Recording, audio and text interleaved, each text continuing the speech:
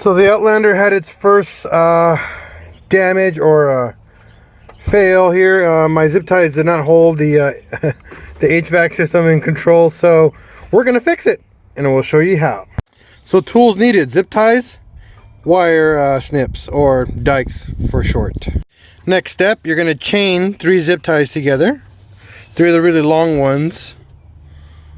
Next step is snip it off the old zip ties from the prior repair. Once you do that, run the zip tie all the way across through the back holes like that.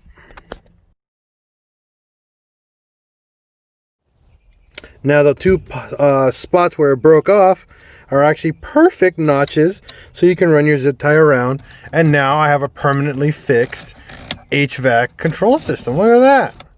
Everything works the way it needs to. Nothing in the way, and all the buttons work, I think. Done. That's a quick fix for the Outlander.